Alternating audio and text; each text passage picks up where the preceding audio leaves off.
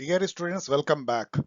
आज आइए चर्चा करते हैं past years papers Indian political thought 2 यानी कि मॉडर्न इंडियन पॉलिटिकल थॉट, जो कि 6 सेमेस्टर के सीबीसीएस सिलेबस को कवर करता है। डीयू से स्पेशली मैंने ये क्वेश्चंस लिए हैं, लेकिन मुझे आशा है कि हर यूनिवर्सिटी के स्टूडेंट को कुछ ना कुछ ये फायदा होगा, इन जनरल भी पॉलिटिकल साइंस के स्टूडेंट को, क्योंकि एज यूजुअल ये केवल नॉर्मल पेपर एनालिसिस नहीं है। बहुत सारे चीजें जो मेरे दिमाग में उससे रिलेटेड है वो मैं जस्ट आपको कम्युनिकेट करूंगा इन रिलेशन टू जो क्वेश्चन पूछे गए हैं, जिससे कि आप एक बार ओवरऑल एक पिक्चर देख सके, एक छोटा सा रिवीजन सॉर्ट ऑफ भी। So let us start 3 years paper analysis 2020-2019 Indian Political Thought 2।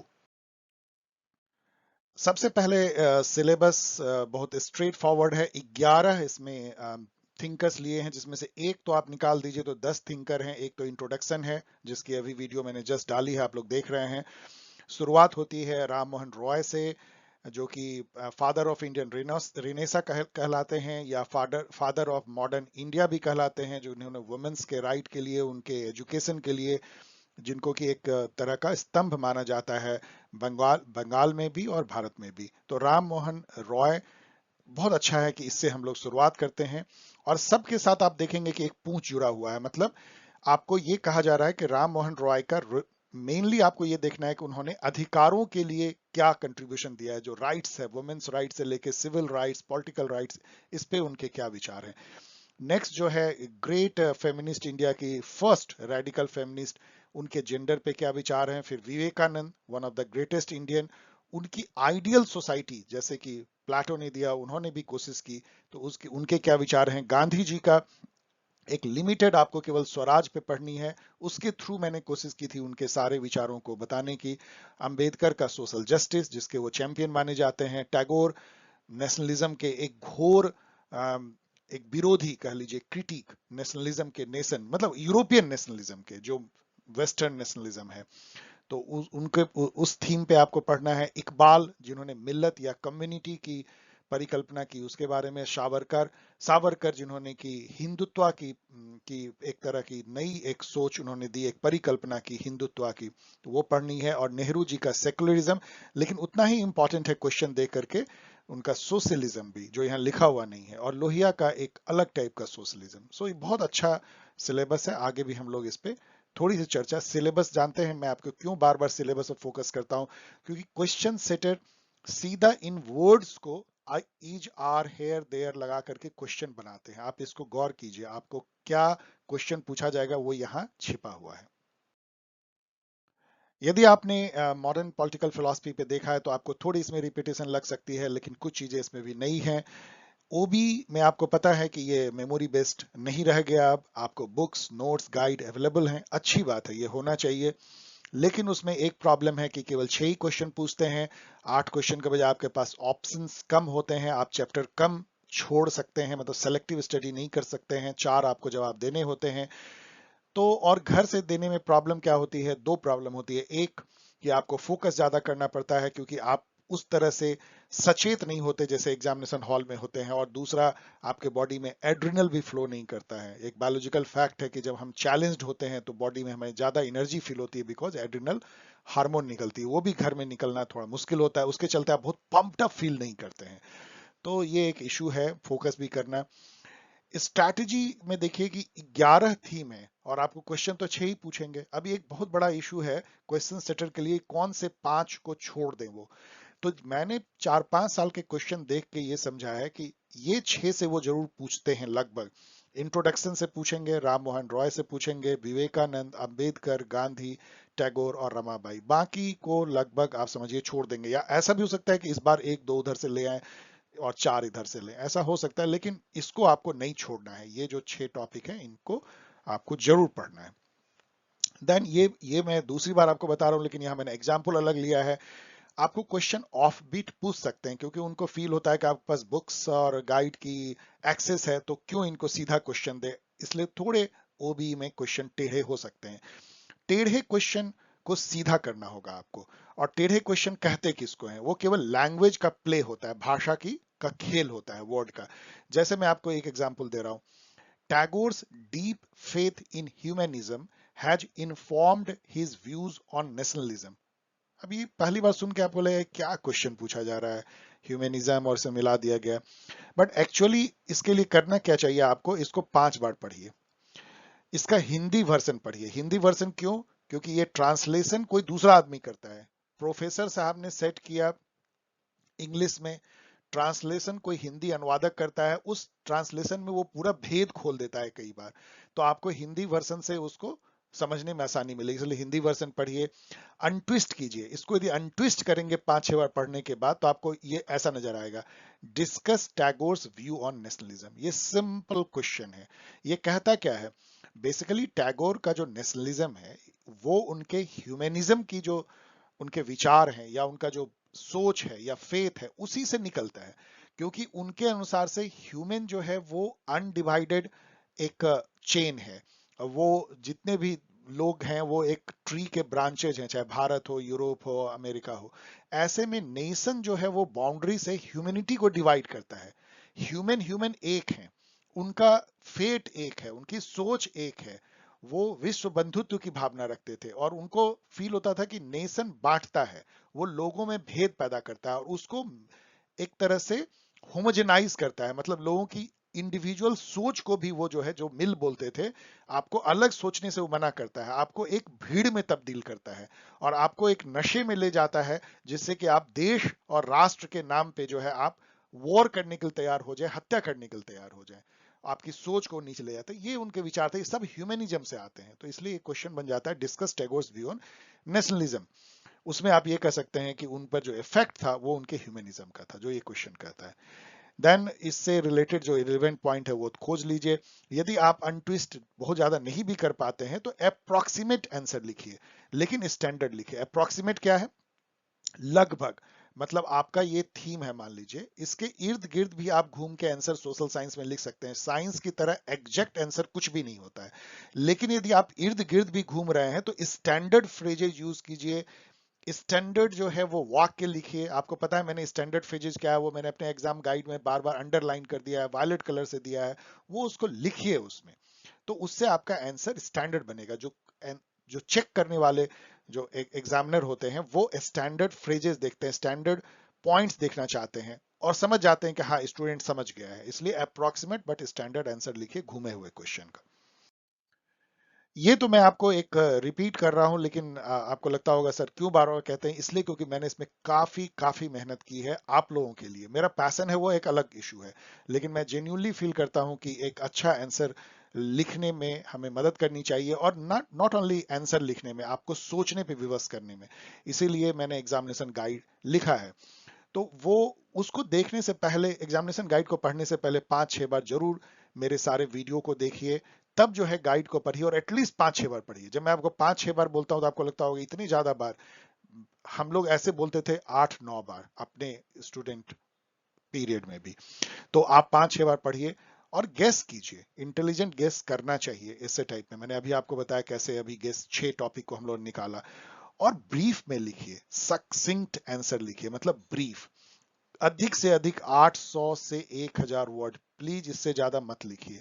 भले आपको टीचर कैसा भी बोल रहे हैं, इतने में आपको मार्क्स मिल जाएगा, 8.5 भी मिल जाएगा। और इम्फैटिक आंसर लिखिए, एक एक वर्ड का वेट होना चाहिए, चोट करना चाहिए, वो उस थीम से जुड़ा होना चाहिए, एक एक पैराग्राफ जो है वो लिंक्ड होना चाहिए, उस टाइप के आंसर लिखिए। और मैं फिर से यहाँ पे दे रहा हूँ, यहाँ से आप एग्जाम गाइड डाउनलोड कर सकते हैं नॉमिनल प्राइस पे। और ये जो है पॉल साइंस हेल्प इन जो आपका वेबसाइट है, वहां पे भी वहां से भी आप इसको डाउनलोड कर सकते हैं। अब आइए चैप्टर वाइज एनालिसिस करते हैं पास्ट 3 इयर्स पेपर के, 3 साल के। यदि इंट्रोडक्शन चैप्टर लें, जिसका वीडियो अभी जस्ट मैंने डाला है, तो यहाँ पे 2020 की क्वेश्चन नीचे में है, colonisation provided the context for the development of modern Indian political thought. अब ये क्या है, ये पूछ रहा है कॉन्टेक्स्ट क्या था, मतलब किसके ओवर आर्किंग साए में modern Indian political thought develop हुआ। तो ये दो कॉन्टेक्स्ट था, एक है कॉन्टेक्स्ट मतलब क्या हुआ, परिदृश्य, पर्सपेक्टिव। तो उसमें आप देखेंगे तो एक तो कॉलोनाइजेशन था, हम लोग कॉलोनी थे, और हमें जो वेस्टर्न पावर है या इवन वेस्टर्न थिंकिंग से जो हमारा टच हुआ, जो संपर्क हुआ, वो एज ए कॉलोनियल सब्जेक्ट के तौर पे हुआ। उससे एक नेचुरल जो है हमें एप्रीहेंशन पैदा हुआ। उसने बहुत अफेक्ट किया हमारे मॉडर्न थिंकर को कि वो पूरी तरीके से वेस्टर्न नॉर्मेटिव पॉलिटिकल वैल्यू पे विश्वास नहीं कर पाए। जो राइट्स है, जस्टिस है, लिबर्टी, क्योंकि वो एक दूसरा फेस देख रहे थे वेस्टर्न पावर का इंडिया में, तो वो उसने कॉन्टेक्स्ट प्ले किया। दूसरा कॉन्टेक्स्ट जो है वो इंडियन फ्रीडम मूवमेंट है हमारा। जो भी ये थिंकिंग इन्होंने डेवलप किया, चाहे सावरकर हो, गांधी हो, विवेकानंद, सभी वो उस साय में होता था। उसका एक्सपेरिमेंटेशन जो है वो इंडियन फ्रीडम मूवमेंट हो जाता था, वो उसका एरिना हो जाता था। तो यहाँ पे एक कॉन्टेक्स्ट दिया, मैं आपको दो कॉन्टेक्स्ट बता रहा हूँ, उसमें आप इसमें इस क्वेश्चन में भी उसको मिक्स कर सकते हैं। तो ये क्वेश्चन कॉन्टेक्स्ट पे है कि मॉडर्न इंडियन पॉलिटिकल थॉट का कॉलोनाइजेशन कैसे कॉन्टेक्स्ट है। मैंने आपको ये बताया कि दूसरा कॉन्टेक्स्ट जो है इंडियन फ्रीडम मूवमेंट है। मैंने एग्जामिनेशन गाइड में इस क्वेश्चन को डायरेक्टली डील किया है। 2019 में है write an essay on major characteristic. अब ये आसान क्वेश्चन है कि कैरेक्टरिस्टिक जो है मतलब features modern Indian political thought के क्या हैं। ये तो बहुत ही स्टैंडर्ड स्कूल टाइप का है। फिर यहाँ भी वही फीचर है, लेकिन यहाँ थीम नहीं पूछा है जो कि पहले के क्वेश्चन में था। थीम मतलब स्ट्रैंड, जैसे कि लिबरल थीम है, फिर उसका सोशलिस्ट थीम है, रिवाइवलिस्ट या जिसको कह सकते हैं रिएक्शनरी थीम है, नेशनलिस्ट थीम भी उसको बोलते हैं, देन फेमिनिस्ट थीम है। तो उस टाइप के जो मल्टीपल जो थीम हुए हैं पॉलिटिकल थॉट के, जो धाराएं आप कह सकते हैं, उसको उस पे भी चर्चा जो यहाँ पे नहीं है। तो इसमें तीन एस्पेक्ट आपके पूछ रहे हैं पॉलिटिकल थॉट के इंट्रोडक्शन में। एक है थीम, जो मैंने आपको बताया, डिफरेंट जो धाराएं हैं, स्ट्रीम्स, फीचर जो यहाँ दो बार पूछा गया है उसके खास कैरेक्टरिस्टिक, एंड कॉन्टेक्स्ट जो दो हैं। इस बार मुझे लग रहा है कि क्योंकि थीम इसमें नहीं है 3 साल में, तो थीम या मल्टीपल स्ट्रैंड ज्यादा प्रोबेबल है, इसको केवल देखते हुए कि 3 साल में नहीं पूछा गया है। मैंने इसको डिटेल में एग्जामिनेशन गाइड में भी लिखा है, वीडियो में भी लिखा है, आप इसको अच्छे से लिख सकते हैं। ये भी बहुत आसान क्वेश्चन है। अब आइए राम मोहन रॉय, जो कि फादर ऑफ इंडियन रेनेसा हैं, फादर ऑफ मॉडर्न इंडिया कहलाते हैं। शुरुआती लिबरल एक रिफॉर्मर थे, मतलब उन्होंने शुरुआत की मॉडर्न इंडियन पॉलिटिकल थॉट की, ये भी आप कह सकते हैं। तो आपको एक लिमिटेड वे में राइट्स मतलब कैसे वो अधिकारों के चैंपियन थे, इस पे आपको ज्यादा फोकस है। पहला क्वेश्चन यही है, critically examine Raja Ram Mohan Roy view on civil and religious right. Civil right क्या होती है? जो जो लॉक ने कहा था, right of life, liberty, property, ये समझिए सिविल राइट है, मतलब फ्रीडम की राइट हो, हमें इक्वलिटी मिले, right to equality, equal treatment before law and all kind of जो सिविल राइट्स होते हैं। और रिलीजियस राइट तो जो हमारे कॉन्स्टिट्यूशन में दिया गया है, freedom of conscience, freedom of religion, हम जो रिलीजन चाहें वो करें, जिस तरह से स्पिरिचुअलिटी को फॉलो करें। तो इसके राम मोहन रॉय का इस पे बहुत स्ट्रांग विचार था, उन्होंने जीवन भर इसके लिए संघर्ष किया। आप देख सकते हैं मेरे वीडियोस को और इवन गाइड में भी इस क्वेश्चन को मैंने डील किया है। ये वाला क्वेश्चन बहुत स्टैंडर्ड क्वेश्चन है कि how he was father of Indian Renaissance. यहाँ पे थोड़ा डू यू एग्री लिखा है, तो इसको मैंने इस क्वेश्चन में सीधा लिखा है कि यस आई डू एग्री। और मुझे भी, मेरा भी ये मानना है कि वो फादर ऑफ इंडियन रेनेसां थे। कई मायनों में उन्होंने बहुत चीजें शुरुआत की, जो बाद में जिसकी चिंगारी से जो है एक लहर बनी और फिर एक मॉडर्न इंडियन पॉलिटिकल थॉट बना। उसके पहले आप सोच भी नहीं सकते हैं। और जिस तरह से उन्होंने अप्रोच किया सारे इश्यूज को, वो बहुत ही फर्स्ट टाइम था इंडिया में, इसलिए वो फादर ऑफ इंडियन रेनेसां थे। उनका प्रोजेक्ट बहुत बड़ा था।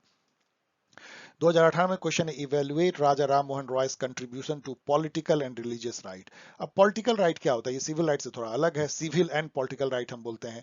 पॉलिटिकल राइट है right to vote, right to be get elected for political office.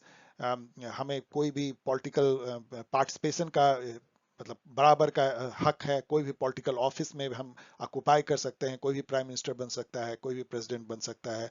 One vote one value भी पॉलिटिकल राइट है, मतलब equality in political arena and all, ये सब पॉलिटिकल राइट है। तो पॉलिटिकल राइट और रिलीजियस राइट, तो पॉलिटिकल राइट के लिए बहुत ज्यादा जो है ये चिंतित नहीं थे। इनका focus civil and religious right था। इनका कहना था पहले ये ले लो फिर पॉलिटिकल राइट तो हो जाएगा। तो रिलीजियस राइट पे इनका बहुत ज्यादा फोकस था और सिविल राइट्स पे। तो ये चैंपियन ऑफ राइट्स थे, ये फोकस थीम है। फादर ऑफ इंडियन रेनेसां थे, ये भी थीम है।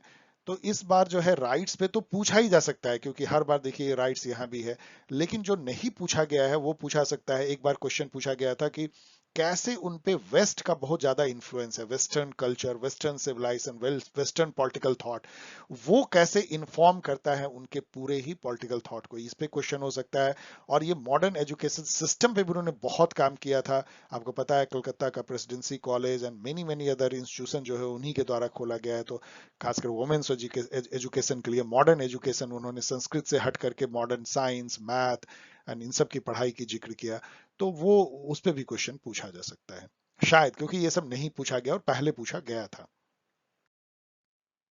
अब आइए the great radical feminist of India, जिन्होंने की जो बुक लिखा हाई कास्ट हिंदू वुमेन, और उसने पूरी दुनिया में तहलका मचाया। अमेरिका में समझिए उनके नाम से एसोसिएशन बना बोस्टन में, और अभी भी वो काम करता है, जिन्होंने औरतों के लिए, दबे कुचले हुई औरतें, ऑफ कोर्स हाई कास्ट से शुरू करके, लेकिन सभी के लिए उन्होंने मुक्ति मिशन खोला एंड शारदा सदन, मतलब she was a great lady in all respect. तो उनके जो विचार जेंडर पे हैं उससे क्वेश्चन है। अब देखिए 2000, यहाँ 2020 में तो कोई क्वेश्चन पूछा नहीं, क्योंकि 11 में से 6 ही पूछना था, तो इतने ही पूछ पाए। 2019 में पूछा है critically analyse the contribution of Pandita Ramabai on gender issues. तो जेंडर इशू पे इनके क्या विचार थे, क्योंकि ये तो थीम से लिया, आप देख सकते हैं कैसे क्वेश्चन बनाए जाते हैं थीम से।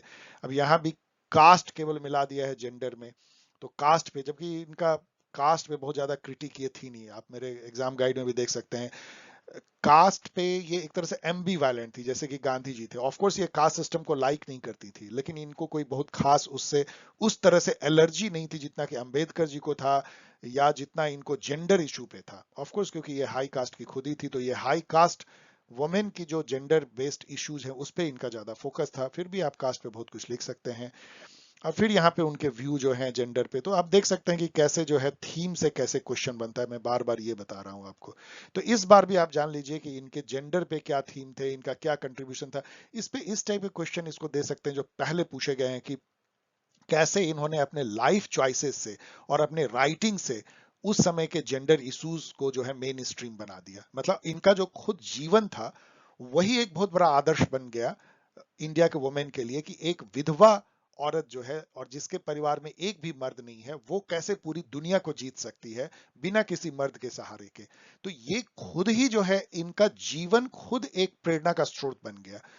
वो और फिर इनकी राइटिंग, इन दोनों ने कैसे जेंडर इशू को मेन स्ट्रीम किया और उनको क्या मुसीबत उसके लिए झेलनी पड़ी, इस पे एक क्वेश्चन बन सकता है, पहले बनी है। तो इस पे ध्यान रखिएगा। मेरे वीडियोस को बहुत गौर से देखिए, बहुत डिटेल में मैंने दिया है, और गाइड में बहुत सारे क्वेश्चन मैंने इससे डिस्कस किए हैं। विवेकानंद जी एक ग्रेट इंडियन थे, one of the greatest Indian, जिन्होंने की प्लाटो की तरह ही एक आइडियल सोसाइटी की परिकल्पना की। और बहुत कुछ प्लाटो से मिलता है, जैसे उन्होंने, प्लाटो ने कहा कि आत्मा का 3 पार्ट होता है, सोल का, स्पिरिट, एपेटाइट एंड रीजन। उसी तरह से इनका भी कहना था कि हमारे जो व्यक्तित्व होता है मानव का, वो 3 गुणों से बना हुआ, ओवर आर्किंग गुण, जो कि सत्व, रजस और तमस है। और उसी से जो है 4 कास्ट जो है वो डिवाइड होता है। वैसे ही उन्होंने भी क्लास डिवाइड किया था प्लाटो ने। और फिर इनका कहना था कि एक साइकिल ऑफ रूल चला है। पहले मतलब सिविलाइजेशन में ब्राह्मण्स का रूल था, उसके कुछ प्लस थे कुछ माइनस थे। फिर क्षत्रिय का रूल हुआ, जैसे ब्राह्मण के रूल में नॉलेज की बहुत विशेषता थी। क्षत्रिय का रूल उसके बाद हुआ, जिसमें कि कल्चर का बहुत प्रचार प्रसार हुआ, बड़े बड़े महल, रोड और सिविलाइजेशन बढ़ा। और फिर वैश्य का जो है राज आया, जिसको कि अभी आप कैपिटलिज्म कह सकते हैं, जहां पे कि डिस्ट्रीब्यूटिव जस्टिस जो है वो आया, कि सबको मतलब समान इकोनॉमिक इक्वलिटी मिले, सब जो है ऊपर प्रॉस्पेरिटी हो। और फिर इनका कहना था कि शूद्रों का राज होगा, जिसको कि कम्युनिज्म कह लीजिए या सोशलिज्म कह लीजिए, जहां पे कि इगैलिटेरियनिज्म आएगा, मतलब इक्वलिटी ऑफ आउटकम। तो इनका कहना था कि आइडियल सोसाइटी वो होगा जो कि सारे इन सब का जो प्लसेज है वो ले ले, लेकिन कोई क्लास कास्ट ना रहे, मतलब सब एक कास्ट एक क्लास हो, लेकिन सारे जो 4 रूल हैं उनके पॉजिटिव को ले ले, वैसा रूल हो, निगेटिव को जो है पानी में फेंक दे। तो उस टाइप की इन्होंने परिकल्पना की आइडियल सोसाइटी की। आप ये गौर से वीडियो में पढ़ लीजिए, गाइड में पढ़ लीजिए, बहुत डिटेल में मैंने लिखा है। और आप यहाँ देखिए क्या है, यहाँ है आइडियल सोसाइटी, यहाँ आइडियल सोसाइटी कुछ नहीं, discuss the relevance of Vivekananda philosophy of ideal society. आप देखिए किस तरह से क्वेश्चन बनता है।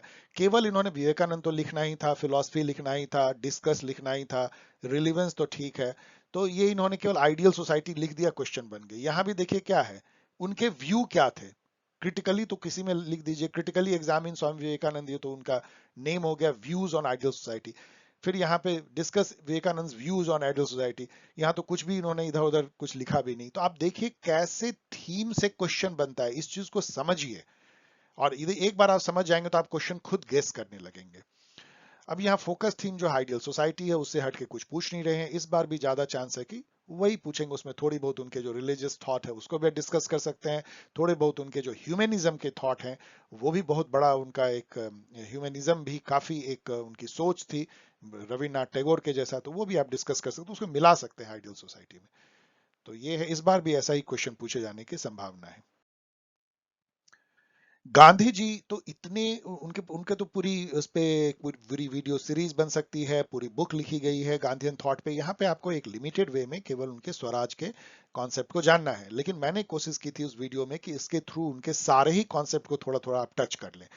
अब यहाँ क्वेश्चन देखिए क्या है, अगेन वही Swaraj, idea of Swaraj, idea of freedom. Freedom खुद जो है वो स्वराज है। स्वराज मतलब क्या है, स्वराज मतलब सेल्फ गवर्निंग यानी फ्रीडम, इसका लिटरल मीनिंग फ्रीडम ही है। तो यहाँ पे भी क्या, analyse various dimensions of Swaraj. क्यों ऐसा क्यों क्वेश्चन पूछ रहा है, क्योंकि इनका जो स्वराज था वो यूनी डायमेंशनल नहीं था। केवल फ्रीडम ये नहीं था कि पॉलिटिकल फ्रीडम, देश आजाद हो गया, नहीं।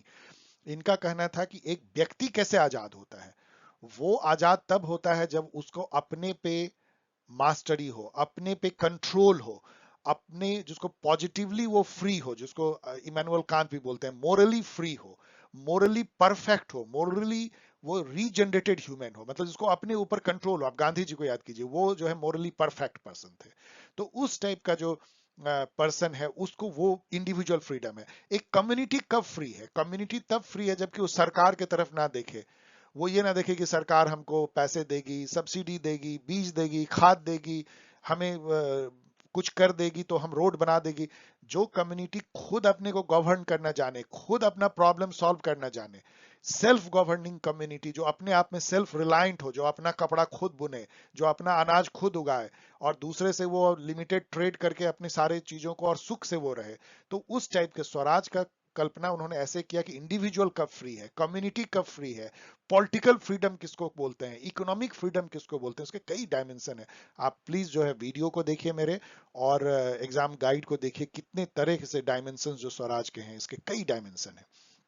तो वही यहाँ पे पूछ रहा है, और ये पूछ रहा है कि ये कंटेम्प्रेरी टाइम में कितना रिलेवेंट है। ये क्वेश्चन बहुत अच्छा है क्योंकि कंटेम्प्रेरी टाइम में बहुत रिलेवेंट है, लेकिन उतना ही मुश्किल है उसको फॉलो करना। हमने कभी उसको इंडिया में, हम लोगों ने आजादी के बाद गांधी जी के विचार को बिल्कुल हम लोगों ने छोड़ दिया।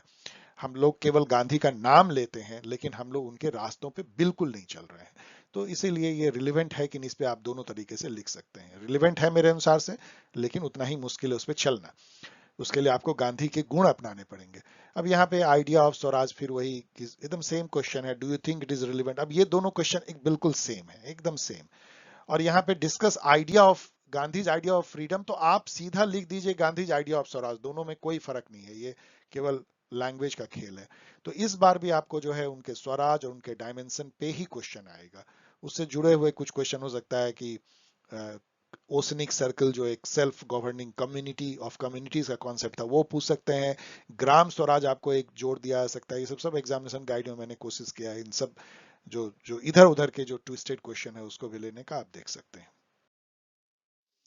अंबेडकर जी तो हमारे लिए समझिए एक तरह से मॉडर्न मनु है, जिन्होंने जिस तरह उन्होंने मनु स्मृति दिया, इन्होंने हमें कॉन्स्टिट्यूशन दिया, वो बाबा साहब हैं। उन्होंने दलितों के लिए, दबे कुचलों के लिए पूरा जीवन लगा दिया। और आज यदि सामाजिक न्याय है इंडिया में तो उसके बहुत बड़े जो स्तंभ हैं वो अंबेडकर जी हैं।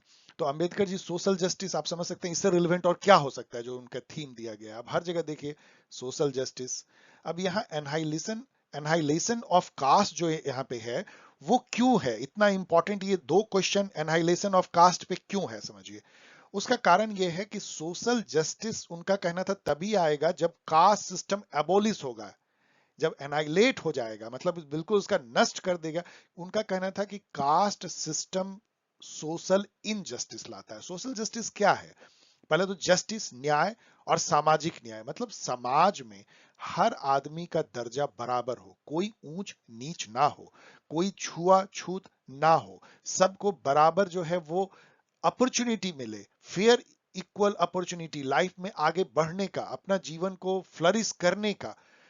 ये जो है सामाजिक न्याय है, और इसके लिए समझिए कास्ट सिस्टम में वो सारा कुछ है जो सामाजिक न्याय नहीं होता है, इसलिए वो एनहाइलेशन ऑफ कास्ट की बात करते थे। तो उनकी जो व्यू थे कास्ट का, उनका कहना था कास्ट एक डेमन है, वो जहां जाओ जिस रास्ते में, इकोनॉमिक रास्ते में मिलेगा, सामाजिक रास्ते में मिलेगा, पॉलिटिकल रास्ते में मिलेगा, तो आपको कहीं भी वो जो है जिंदा रहने नहीं देगा, इसलिए उसको एनालाइट कर दो, मतलब उसको नष्ट कर दो। तो एनाइलेशन ऑफ कास्ट जो है वो उनका बहुत बड़ा विचार था। यहाँ भी फिर वही कास्ट सिस्टम में क्या विचार है और उसको क्यों एनालाइट हो जाना चाहिए वो पूछा गया है। ये दोनों क्वेश्चन सेम है, इसको मैंने काफी डिटेल में डिस्कस किया है एग्जाम गाइड में। वीडियो में थोड़ा सा कम डिस्कशन हुआ है, वीडियो में ज्यादा डिस्कशन उनके जस्टिस और सोशल जस्टिस पे हुआ है जो इस क्वेश्चन में पूछा गया है। तो उनके कास्ट सिस्टम और सोशल जस्टिस पे इस बार भी क्वेश्चन हो सकता है, चूंकि यहाँ पे सोशल जस्टिस पूछ दिया गया है, तो हो सकता है कि caste system analysis of caste पे पूछा जाए, लेकिन मुझे लगता है कि शायद दोनों को मिला के भी पूछा जा सकता है इस टाइप से कि why he was thinking that annihilation of caste is required for social justice, इस टाइप के क्वेश्चन भी पूछे जा सकते हैं। अब देखिए टैगोर, जो कि वैसे तो राष्ट्रीय कवि हैं, उनके जन गण मन को हम लोग गाते हैं अपने राष्ट्रगान के रूप में, जिनको कि नोबेल प्राइज मिला गीतांजलि के लिए, लेकिन उनके पॉलिटिकल विचार भी थे, क्योंकि उनके पोएम जो है वो सीधा न्यूट्रल नहीं थे, वो भी देश को बनाने में, सिविलाइजेशन को लाने में उनका योगदान था। अब उनका थीम आपको जो है नेशनलिज्म पे उनके क्या विचार है, खास करके वो कितने घोर विरोधी थे नेशनलिज्म के, western type of European nationalism के, उस पर आपको है। अब देखिए कैसे क्वेश्चन बनता है, क्रिटिक ऑफ नेशनलिज्म यहां से ले लिया और टैगोर तो नाम दे दिया, क्रिटिकली लिख दिया। देखिए कुछ नहीं है, ये केवल थीम को लिख दिया बस। अब यहाँ पे भी वही है, compare Tagore and Savarkar view on nation nationalism. ये आप यदि सावरकर का व्यू पढ़ेंगे और टैगोर का नेशनलिज्म, तो आपको क्लियर डिफरेंस पता लगेगा, इतना ज्यादा डिफरेंस है दोनों में। ये मैंने एग्जामिनेशन गाइड में जो सैंपल क्वेश्चन दिया था वहां मैंने 2 पैराग्राफ लिखा है, यहां भी मैं थोड़ा सा आपको बता देता हूं।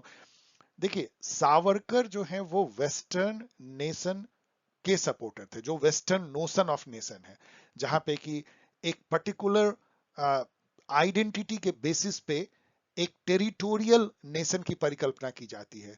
यूरोप में वो लैंग्वेज था, वो जिस बेसिस पे सब लोग एक होकर के और एक टेरिटरी में नेशन डिक्लेयर कर दिया। इंडिया में तो लैंग्वेज पे हो नहीं सकता, हमारे यहाँ तो कितनी ही लैंग्वेज हैं। तो यहाँ पे बड़ी मुश्किल हुई सावरकर और इकबाल को कि क्या हम लोग लें आइडेंटिटी, प्राइमोर्डियल आइडेंटिटी इसको कह सकते हैं, प्राइमरी आइडेंटिटी, जिसके बेसिस पे हम नेशन बोले। हमारा टेरिटरी तो है ही। तो इकबाल ने जो है वो रिलीजन को लिया और सावरकर ने कल्चर को लिया, और सही किया, क्योंकि यहाँ रिलीजन को लेंगे तो फिर मल्टीपल रिलीजन है। तो इन्होंने कहा हिंदुत्व, चाहे कोई भी रिलीजन का हो, यदि वो रिलीजन इंडिया का रिलीजन है, मतलब इंडियन के द्वारा ही उसको प्रतिपादित किया गया है, प्रोपाउंड किया गया है। जैसे बुद्धिज्म एक हिंदू ने किया है, जैनिज्म हिंदू ने किया है, सिखिज्म एक हिंदू ने किया है। तो जो ऐसे रिलीजन है जो इंडिया में ही पैदा हुए हैं, उनको मानने वाले लोग जो इंडिया के भूभाग में सदा से रहते आए हैं, कोई बाहर से नहीं आए, और जो इसको अपना पुण्य भूमि और पितृभूमि मतलब फादरलैंड मानते हैं, वो लोग हिंदू हैं। और ये जो भावना है हिंदू होने की, वो हिंदुत्व है, और जो हिंदुत्व है वो एक राष्ट्र है, हिंदू राष्ट्र। तो ये उनका देखिए विचार कितना डिफरेंट था। टैगोर का कहना था कि ऐसा कुछ भी नहीं है कि हम एक अलग कर लेंगे कि हम हिंदू हैं और इसीलिए हमारा एक बाउंड्री हो गया कि इस यहाँ रहने वाले लोग जो हैं वो हिंदू हमारा राष्ट्र हो गया और बाकी लोग हमारे दुश्मन हो गए। यही जो है वो नेशनलिज्म यूरोप सिखाता है, इसी पे जो है वर्ल्ड वॉर हुआ है, मतलब कि नेस्त नाबूद हो गया यूरोप केवल इसलिए क्योंकि जर्मन नेशन की परिकल्पना थी, इटालियन रोमन नेशन की परिकल्पना, रसियन नेशन की, जापानीज एम्पायर की। तो उससे बचना है हमें, हमें सबको जो है गले लगाना है, हमें ये बाउंड्री काटना है। जो नेशन जो है हमें लेसर ह्यूमन बनाता है, हमें एक भीड़ में तब्दील करता है, हमें एक नशे की तरह ट्रीट करता है, हमको एक इंडिविजुअल नहीं रहने देता है, जो जो यूनिक ढंग से सोचता है, जिसके विचार खुले हुए हैं, जो पूरी दुनिया का सिटीजन अपने को समझता है। तो इन दोनों में बहुत बहुत जो है वो असमानता है, आप इसको लिख सकते हैं बिल्कुल बना करके। 2018 में है with reference to Tagore's view on nationalism discuss his philosophy of humanism. ये वही ट्विस्टेड क्वेश्चन है। इनके ह्यूमनिज्म जो मैंने अभी बोला ना कि ह्यूमन एक है, अनडिवाइडेड श्रृंखला है, केवल उसके ब्रांचेज जो है डिफरेंट जगह पार्ट में वर्ल्ड के दिखते हैं।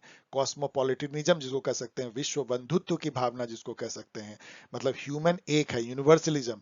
तो उसी से इनका नेशनलिज्म पे जो क्रिटिक किए इसलिए बने क्योंकि नेशनलिज्म उस ह्यूमनिज्म को काटता है, उसको डिवाइड करता है, जो ये बर्दाश्त नहीं करते थे। इंटेलेक्चुअली इनको लगता था कि वो हमें लेसर ह्यूमन बना देता है, हमें वो जो है वो ह्यूमन नहीं रहने देता है जो हम खुले मन से हो सकते हैं। तो इसलिए आप इसे ले देके क्या निकला कि इनके क्रिटिक ऑफ नेशनलिज्म को आप गौर से समझ लीजिए, तो उसी पे क्वेश्चन रहेगा कैसे उनके ह्यूमनिज्म से जुड़ा हुआ है और कैसे ये डिफरेंट है सावरकर से, ये आपको पूछा जा सकता है। देखिए इकबाल, मैंने अभी पिछले स्लाइड में ही डिस्कस किया कि इकबाल और सावरकर दोनों जो है इस प्रॉब्लम से इनको जूझना पड़ा कि यहाँ पे किस बेसिस पे हम नेशनलिज्म की बात करें। यदि यूरोप के नेशनलिज्म को ले तो इकबाल चले गए रिलीजन पे, इनके लिए बहुत आसान था क्योंकि वो मोनोइथिज्म है, एक अल्लाह है, एक गॉड है, वहां सेक्ट भी नहीं है बहुत ज्यादा। तो उन्होंने कहा कि जो मुस्लिम है वो एक कौम है, एक कम्युनिटी है, और उसमें जो जुड़ाव है, जो जो ग्लू है, वो स्पिरिचुअलिज्म है, वो इस्लामिक स्पिरिचुअलिज्म है। उसको मानने वाले सब जो है मिल्लत हैं, और वो एक पॉलिटिकल कम्युनिटी भी है। मतलब अलग से नेशनलिज्म हमको नहीं चाहिए। यदि हम एक रिलीजन को मानने वाले हैं तो हम, और एक भूभाग पे रह रहे हैं, तो एक्चुअली हम जो है एक नेशन ऑलरेडी हम हैं, हमें कोई और आइडेंटिटी नहीं चाहिए। तो उन्होंने क्या किया, एक रिलीजियन का एक समझ लीजिए कि घेरा है, और एक कम्युनिटी का घेरा है, और एक जो है पॉलिटिकल कम्युनिटी का घेरा, इन्होंने सबको एक कर दिया। मतलब कि एक ही कम्युनिटी जो है वो कम्युनिटी भी है, वो पॉलिटिकल कम्युनिटी भी है, मतलब राष्ट्र भी है, और वो रिलीजियस कम्युनिटी भी है, ये उन्होंने मिक्स कर दिया। यही उनका कम्युनिटी का बेसिकली था। लेकिन इसमें समस्या तो बहुत आनी ही थी, इसी बेसिस पे पाकिस्तान बना। लेकिन बाद में आपने देखा कि कैसे वो लैंग्वेज के बेसिस पे जो है, और ज्योग्राफी के बेसिस पे फिर बांग्लादेश अलग हो गया। वहां पे तो एक रिलीजन उसको बांध के नहीं रख पाया। हम लोग ने ये भी देखा है कि कैसे वेस्ट एशिया में जो है वो दर्जनों कंट्री है, जबकि सभी तो इस्लाम ही है। तो क्या वो जो इकबाल सोचते थे कि सभी इस्लामिक देश मिलके पैन इस्लामिक नेशन बन जाएंगे, ऐसा हुआ क्या? नहीं हुआ। आपस में भी लड़ते झगड़ते रहते हैं सिया सुन्नी के नाम पे। तो ये बहुत डिफिकल्ट प्रोजेक्ट है कि आपको किस बेसिस पे नेशन होगा। यूरोप ने इतने मार काट के बाद, इतने मतलब लाखों लोगों के हत्या के बाद, उन्होंने जो है अपना लैंग्वेज के बेसिस पे बनाने में थोड़ी बहुत कामयाबी, लेकिन लेकिन अभी भी जो वहां मार मार काट इस बेसिस पे होती है। तो नेशन है प्रॉब्लमेटिक कॉन्सेप्ट, ये आपको समझना चाहिए कि नेशन बहुत स्ट्रेट फॉरवर्ड नहीं है। जब भी आप नेशन की बात करेंगे तो आप कुछ लोगों को आप अलग करेंगे, और उससे जो है फिर समाज में तनाव, और फिर मतलब वायलेंस। और नेशन खुद एक वायलेंस पे बेस्ड संस्था है, क्योंकि इसमें ये है कि नेशन को लड़ के लेना है और लड़ करके इसकी रक्षा करनी है। तो ये है, एक इशू है। तो आप समझ लीजिए कि इकबाल भी और सावरकर भी उस इशू से जूझते रहे। सावरकर ने कल्चरल आइडेंटिटी लिया हिंदुत्व का, इकबाल ने रिलीजियस आइडेंटिटी लिया, और इसीलिए टैगोर ने इन सबको काट दिया। उन्होंने कहा हमें कोई इससे मतलब नहीं है। गांधी जी ने कहा कि हम मानते हैं टैगोर जी का भावना, लेकिन फिर भी हमें नेशन इसलिए चाहिए कि हमारा नेशन यूनिक होगा, वो पूरे दुनिया में विश्व बंधुत्व बढ़ाएगा, वो इंटरनेशनलिज्म करेगा, वो बंटवारा नहीं करेगा दुनिया का। हम एक दूसरे नेशन से ऊपर नीचे, मतलब कि जिसको बोलते हैं कंपटीशन नहीं करेंगे, हम जो है सबको मिलके न्यू सिविलाइजेशन लाएंगे। वो बहुत दूर की सोच रहे थे वो। इस बेसिस पे गांधी जी और टैगोर में भी डिफरेंसेस हुआ नेशनलिज्म को लेकर के। इन सब से मैं आपको बता दूं कि सावरकर, इकबाल, इन सब से आपको नोट ही पूछा जाएगा, लोहिया। इसलिए आप इसमें बहुत ज्यादा परेशान मत हुई, नहीं, ये से फुल क्वेश्चन नहीं पूछा जाएगा। मोस्ट प्रोबेबली आप इसको छोड़ सकते हैं। सावरकर का मैंने कई चीजें बता दिया अभी डिस्कशन में। हिंदुत्व क्या है, हिंदू किसको कहते हैं, उन्होंने डिफाइन किया। हिंदुत्व की भावना क्या होती है, रिलीजन ऑफ इंडिया क्या है, सब मैंने आपको बताया। Who is Hindu according to Savarkar, ये दोनों क्वेश्चन सेम है। आप देखिए यहाँ पे कैसे क्वेश्चन बनता है। हिंदुत्व को ही आप फैला दीजिए तो who is Hindu according to Savarkar, ये और हिंदुत्व एक ही बात है। तो इसलिए हिंदू और हिंदुत्व के फोकस पे, इस पे जो है आएगा, इस पे नोट ही आएगा, कोई प्रॉब्लम है नहीं। आप इसको वीडियो देख लीजिए, एग्जाम गाइड पढ़ लीजिए। नेहरू जी एक ऐसा टॉपिक है जो मेरे विचार से शायद पूरा क्वेश्चन आ जाए। वैसे अब नेहरू अभी फ्लेवर में नहीं है, इसीलिए इससे क्वेश्चन नहीं भी आ सकता है। लेकिन नेहरू जी का मैं आपको ये जरूर बताऊंगा कि है तो यहाँ सेकुलरिज्म, लेकिन सोशलिज्म पे क्वेश्चन देखिए पूछा गया है 2 बार। तो ये थोड़ा सा ये भटक गए हैं। यदि इनको देना था तो यहाँ सेकुलरिज्म एंड सोशलिज्म लिख देना चाहिए था। सेकुलरिज्म कहीं बेचारा छिटका हुआ 2017 में है, 2020 में तो क्वेश्चन ही नहीं पूछा। तो 4 साल में आप देखेंगे तो सेकुलरिज्म के लिए 1 बार पूछ रहा है, ये थोड़ा एनोमलस है। इसलिए आप सोशलिज्म भी ठीक से पढ़ लीजिए। मैंने नेहरू जी का इसलिए सोशलिज्म पे भी काफी मैंने आपको बताया, ज्यादा सोशलिज्म पे बताया उतना ही सेकुलरिज्म पे। दूसरी बात मैं ये कहना चाहता हूं कि आज जिस भारत में हम रह रहे हैं, वहां ये अलग बात है कि नेहरू को अभी कोई नहीं फॉलो करना चाहता। अभी जो डिस्पेंसेशन, अभी जो सरकार है, उनके लिए नेहरू जी के जो बताए हुए रास्ते उनका कोई मायने नहीं है, बिकॉज पॉलिटिकल धारा अलग है। वो बीजेपी की धारा है, तो राष्ट्रीय जनसंघ की धारा है, आरएसएस की धारा है, जो कि अलग है।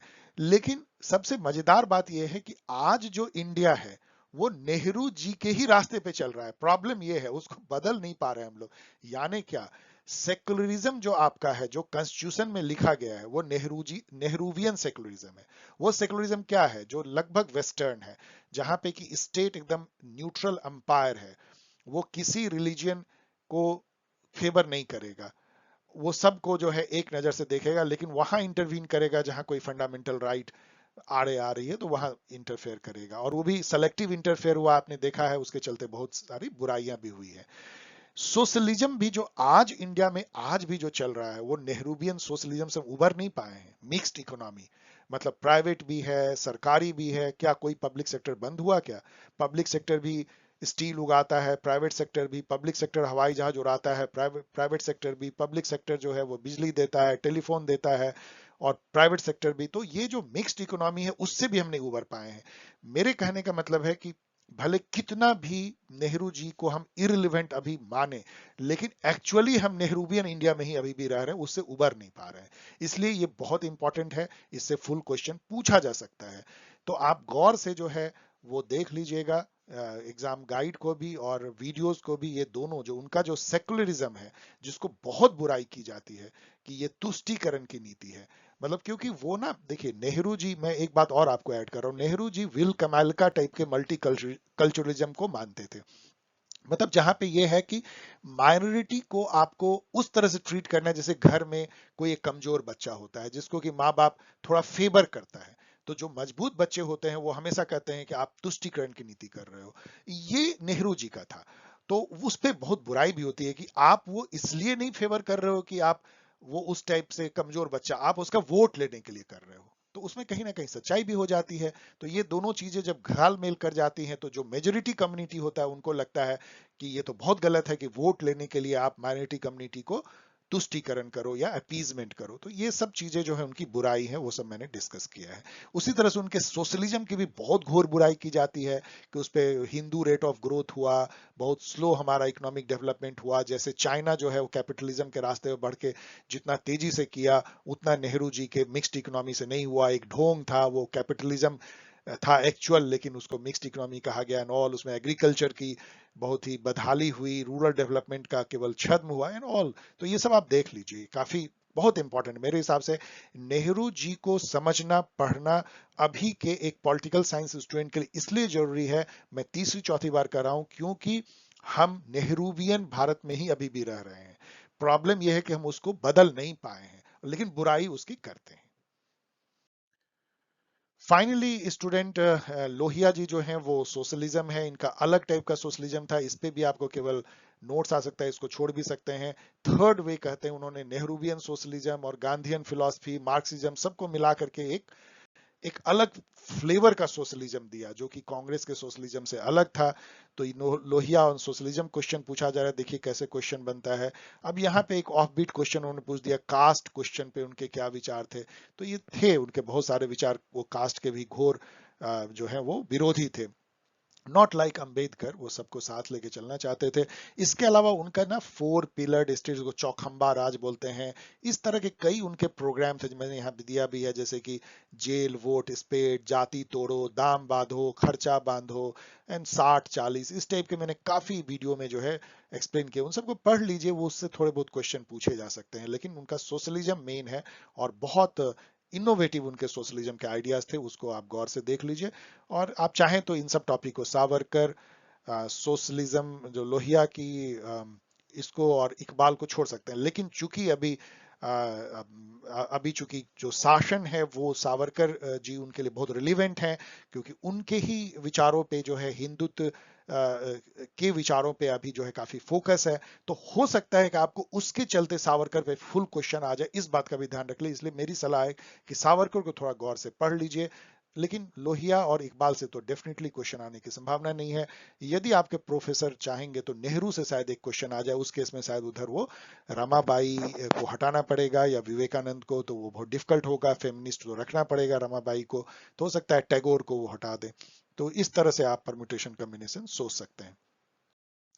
Okay, thanks for watching. यहाँ फिर मैं एक बार दे रहा हूँ, यहाँ से आप डाउनलोड कर सकते हैं। और सबसे इंपॉर्टेंट है कि अनलॉकडाउन हो रहा है दिल्ली और पूरे भारत में। प्लीज जो है अपने गार्ड को डाउन मत कीजिए, मास्क पहनिए, सोशल डिस्टेंसिंग करिए, बहुत ज्यादा पब्लिक प्लेस में मत जाइए, भीड़ भड़के में, रेस्टोरेंट एंड अदर में सेफ रहिए, बहुत इंपॉर्टेंट है। वैक्सीनेशन ले लीजिए, नहीं लिए हैं तो। और जिन लोगों के परिवार को चोट लगी है उनको मदद कीजिए, ह्यूमैनिटी के नाते मदद कीजिए। आप बहुत तरीके से मदद कर सकते हैं। एक सहानुभूति रखिए, एक सोच रखिए कि बहुत सारा परिवार बिलख रहा है अभी भी। गुड ह्यूमन बनिए। ओके, बाय, फिर मिलते हैं।